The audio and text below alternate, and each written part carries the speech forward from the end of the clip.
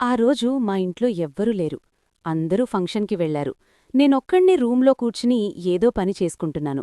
బయట వర్షం పడుతోంది. వాతావరణమంతా చాలా చల్లగా ఉంది. సడన్గా కాలింగ్ బెల్ మోగింది. వెళ్ళి తలుపు తీసి చూస్తే పక్కింటి ఆంటీ. ఆమె తడిసిపోయుంది.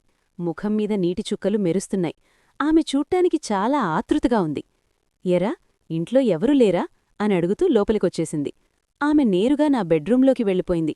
ఇక్కడికిరా, త్వరగా తలుపు వేసేయ్ అని పిలిచింది. నాకు కొంచెం భయం, ఇంకొంచెం ఆశ్చర్యం వేసింది. నేను లోపలికి వెళ్లగానే ఆమె తలుపు గడియపెట్టింది. నువ్వు బెడ్మీద పడుకో, నేనొకటి తెచ్చాను, నీకది ఇప్పుడే ఇస్తాను అని తన చేతిలో ఉన్న ఒక పొడవాటి సంచిని కింద పెట్టింది. నాకు చెమటలు పట్టడం మొదలైంది. ఆంటీ, ఏంటిది, ఇప్పుడొద్దాంటీ అనన్నాను. కాని ఆమె వినలేదు. ఆమె నా దగ్గరకొచ్చి నా షర్ట్ బటన్స్ తీయడం మొదలుపెట్టింది. సిగ్గుపడకు, ఇది నీకు చాలా సుఖాన్నిస్తుంది. ఒక్కసారి అది నీ ఒంటికి తగిలితే ఆ కిక్కే వేరు అని నన్ను బలంగా బెడ్మీద పడుకోబెట్టింది. ఆమె చేతులు నా గుండెమీద, నా పొట్టమీద ఆడుతున్నాయి. తన వేడి శ్వాస నా ముఖానికి తగులుతోంది. ఆమె ఆ సంచిలోంచి ఒక నల్లటి, వేడిగా ఉన్న వస్తువును తీసింది. అది చూడ్డానికి చాలా వింతగా ఉంది. దీన్ని నీమీద పెట్టి గట్టిగా రుద్దుతాను, అప్పుడు చూడు నీకెలా ఉంటుందో అని ఆమె నామీద పడింది. ఆమె తన శక్తంతా ఉపయోగించి నామీద ఒత్తిడి చేస్తోంది. అబ్బా, నొప్పి పెడుతోందాంటీ, మెల్లగా అనరిచాను. ఆమె నా కళ్లల్లోకి చూస్తూ, నొప్పి ఉంటేనే కదా ఆ తర్వాతొచ్చే రిలాక్సేషన్ బావుంటుంది, సహకరించు అనింకాస్త గట్టిగా అదింపట్టింది. ఆ వస్తువు నుంచి ఒక రకమైన వాసనొస్తోంది.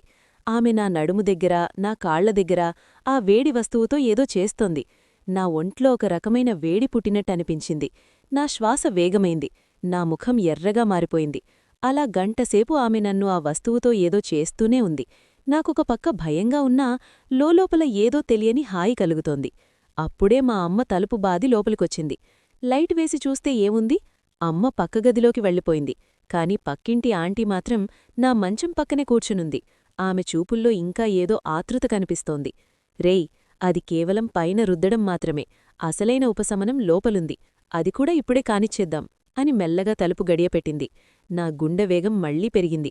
ఆంటీ, ఇప్పటికే ఆ వేడికి నా ఒళ్లంతా కాలిపోతోంది, మళ్ళీ ఏంటాంటీ అని అడిగాను. ఆమె నవ్వుతూ, భయపడకు, ఇది చాలా తియ్యగా ఉంటుంది, కాని లోపలికి వెళ్లేటప్పుడు కొంచెం ఘాటుగా అనిపిస్తుంది. ఒక్కసారి అది నీ లోపలికి వెళ్ళిందంటే నీకొచ్చే ఆ సుఖం వర్ణించలేము అని తన బ్యాగ్లోంచి ఒక పొడవాటి తెల్లటి వస్తువును తీసింది. అది చూడ్డానికి ఒక చిన్న గొట్టంలాగా ఉంది. ఆమె నా దగ్గరికొచ్చి నా గడ్డం పట్టుకుని తన వైపు తిప్పుకుంది. నోరు తెరు, మెల్లగా లోపలికి పంపిస్తాను అని నా పెదవుల దగ్గరికి ఆ వస్తువుని తెచ్చింది. నా ఒంట్లో ఒక రకమైన వణికు మొదలైంది. ఆంటీ, అది చాలా పొడవుగా ఉంది, నాకు భయంగా ఉంది అనన్నాను. ఆమె వినకుండా, చిన్న పిల్లవాడిలా ప్రవర్తించకు, ఇది నీ గొంతు వరకు వెళ్ళాలి, అప్పుడే నీ లోపల ఉన్న ఆ రొంప, ఆ మంట తగ్గుతుంది అని నామీద పడింది. ఆమె తన శక్తంతా ఉపయోగించి నా నోటిలోకి ఆ వస్తువును తోయడానికి ప్రయత్నిస్తోంది. అబ్బా, కాలుతోందాంటీ, వదిలేయండి అని నేను మెలికలు తిరిగిపోతున్నాను.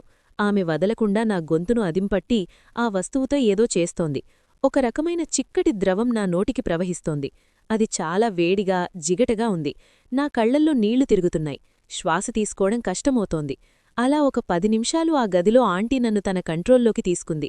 నా చొక్కా మీద ఆ తెల్లటి చుక్కలు పడ్డాయి.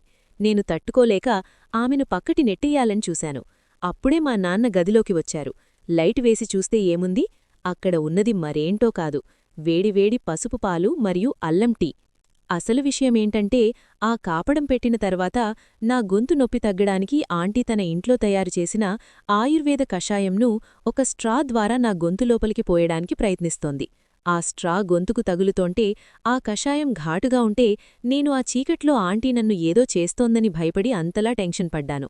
నాన్న అది చూసి, వదినగారూ, వీడికి ఈ కషాయమంటే చాలా భయం, అందుకే అలా అరుస్తున్నాడు అని నవ్వారు. ఆంటీ మాత్రం నా తల నిమురుతూ, చూశావా, ఇప్పుడు నీ గొంతు ఎంత ఫ్రీగా ఉందో అని నవ్వి వెళ్ళిపోయింది. నాకప్పుడు నవ్వాలో ఏడ్వాలో అర్థం కాలేదు.